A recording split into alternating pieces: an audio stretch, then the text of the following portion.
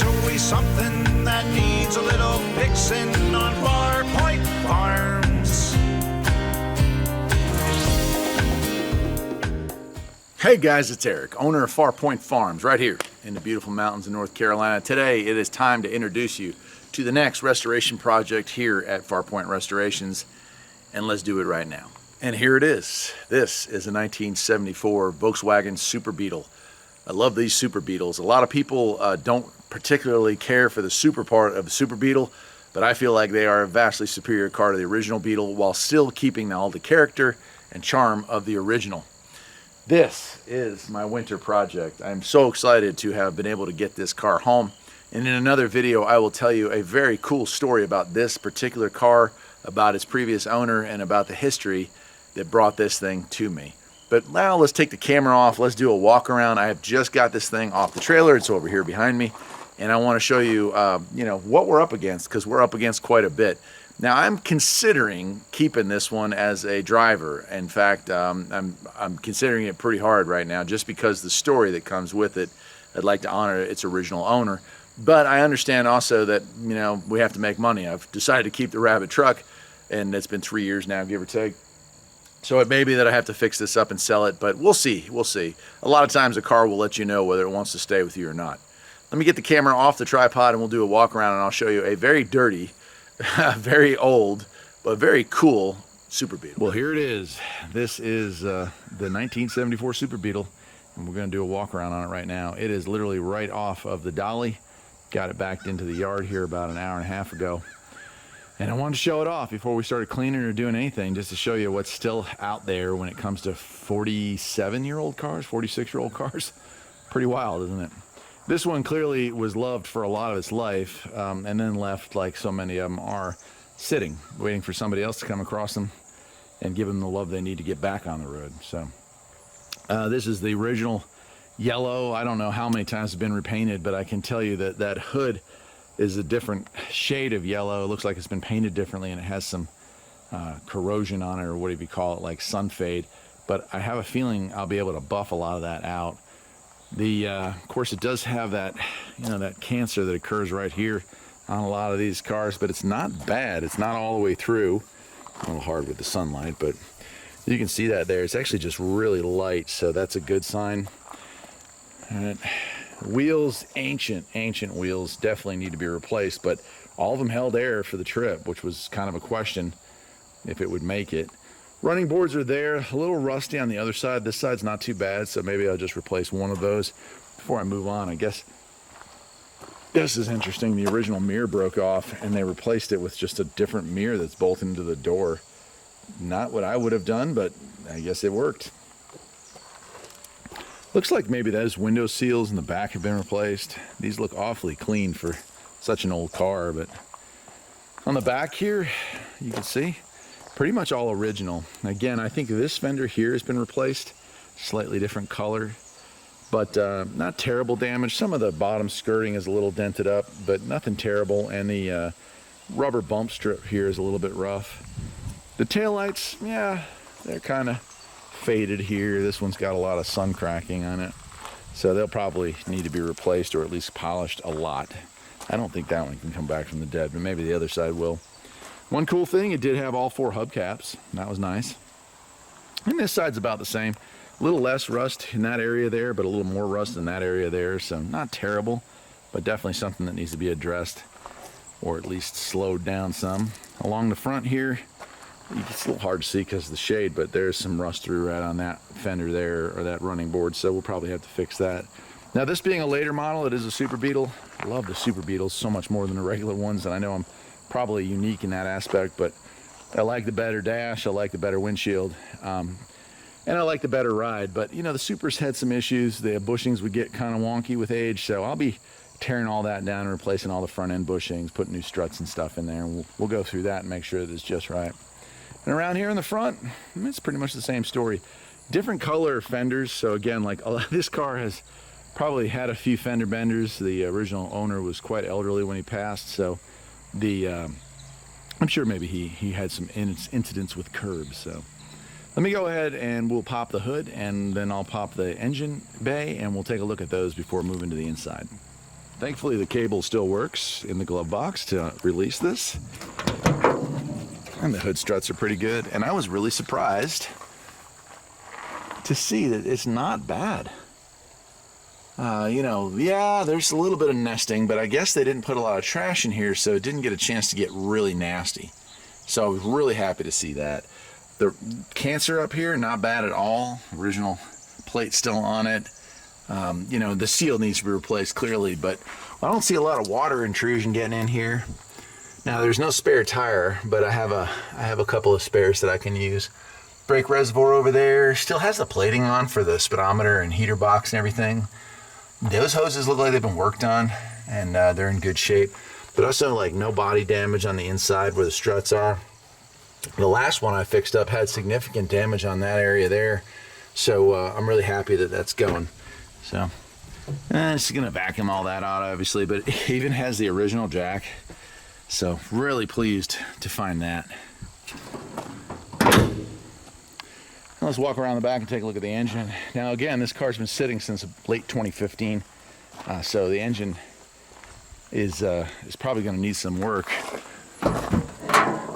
Later on today, I'll be trying to get it fired up, but it's complete. Again, like how many of these things are modified over the years? You know, where they'll have a lot of this stuff will just be missing or gone or damaged or replaced or whatever. This one, you could tell he was taking it to a place that kept trying to put it back the way it was supposed to be put back, and I applaud that. It does have the braided fuel lines, which is nice, but it does have hose clamps on them, which is not so nice. I'll be replacing all of that. I'll be replacing a lot of this stuff. In fact, we're going to pull this motor and just give it a refresh. Probably get rid of the original air cleaner box, although I'll keep it in case somebody wants it down the road. But I'll get rid of that and just put a regular, maybe like chrome air filter on there, just something to clean it up a little bit.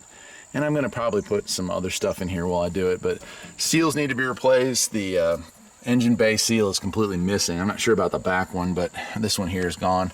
The hoses are there, which is nice. I don't know if the heat works on this, but it's something that I'll definitely have to get working right up here, because I do intend to drive this daily for at least a year or so before passing along. But again, damage along the bottom is minimal. A lot of times these things will take some severe damage in the rear end here, but not this one. Just some minor stuff, really. But it's dirty. There's a lot of cleaning to be done. And I just picked up a new parts washer, so a lot of this stuff's going to come off, get deep cleaned, probably repainted and put back on. So look forward to that as part of the series. But yeah, pretty awesome. Even the light's still there for the tail light, license plate cover. All right, let's take a look inside. One thing that does have a problem here, you'll see the lower hinge. The door sags a little bit when we open it. It may be hard to tell, but it does sag just ever so slightly. But the door cards on the inside are in really nice shape. Sit in here. That one's good too. And our glove box is in great shape. Go ahead and close that. It still locks up nicely. And it's had some add-ons. Somebody added a clock at some point. It's got an Alpine. I'll be removing that. I might put original Sapphire AM radio in it if I can get one for a decent price, or I'll probably just get one of those cheapo Walmart MP3 player radios and slap it in there, because it does have some speakers in the back. Fuses have all been replaced with, what's the red, 16 amp I think it is, so probably not very safe. So we'll go ahead and fix that. I'll get the fuse box cleaned up and fix any weird wiring. Although initially, jump starting it and everything, or jumping it to get it moved, most of the lights seem to work fine. We've got our air vents here. The fan does work. When I had it, when I first put the jump box to it, that was on. It's squalling, so it needs to have the bearings lubed. But I was surprised, because a lot of times those things are long dead. It's got, this is a very interesting small steering wheel that does have the Wolfsburg emblem. I've played with a lot of steering wheels in my time that I don't recall ever seeing this particular type. So if somebody knows what the brand is on that, I'm kind of curious. Odometer showing 50, what is this, 57, I think. And my bet is about 157. It could be 257, not sure. Here's something that was kind of interesting. The dome light stopped working, so the person just installed this little push button light, but it actually still, it's really dim, but it does still light up. But yeah, even the dash is not in terrible shape. There's a crack and another smaller crack. It looks like somebody tried to fix that one at some point. But not bad. You can get a cover for these really cheap, and that's probably what I'll do. The mirror's cracked, which is a shame. But other than that, it's pretty nice in here. The windows all roll down. The vent windows all work properly. There's even some elasticity still on those. The seats aren't terrible. The driver's side does have a small tear in it, and I don't think I'm going to do anything about either one of these seats. They're in really still soft and good shape. Amazingly, the e-brake still works on this. It's not even stuck. So I was really happy. I'm missing one of the levers for the heat, and I do need those heat to work, so I'll probably be messing with that this winter. Shifter, the bearings or bushings or whatnot, they're not terrible. Sometimes these things will just flop all over the place, but I might replace the bushings on those just because. And I don't know if it's had a carpet kit, but the carpet's in decent shape, so there's another couple $100 you won't have to spend. So not a bad deal. There's some issues, however, in the back.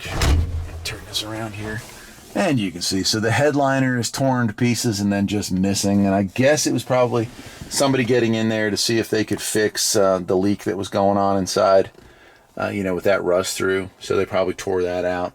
And that's a shame, but it's not the end of the world. I get really frustrated putting in headliners. I won't lie to you. It's not exactly the most favorite thing you're going to do, but they're not terribly expensive. So I guess I'll make it a winter project. And you can see it's dirty. The car is dirty for sure. It needs a good cleaning.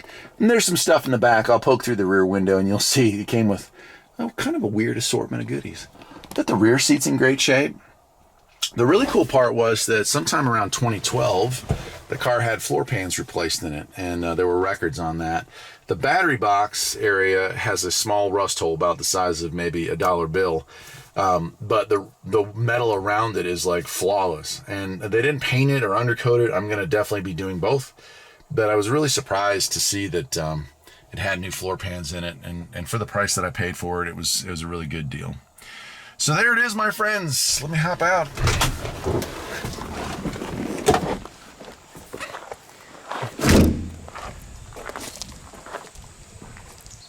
If you are a fan of Volkswagens or always wanted to know what the hype is all about, stick around on the channel for sure, because we're going to get into it. We're going to get deep into it.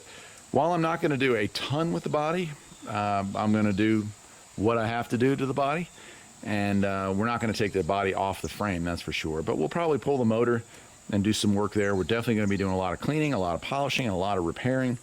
And we're going to get this thing ready. And mid-spring or late winter, I want to drive this booger. This is going to be kind of a daily driver. These things, with a little love and care and the proper tuning, can get about 28 miles to the gallon.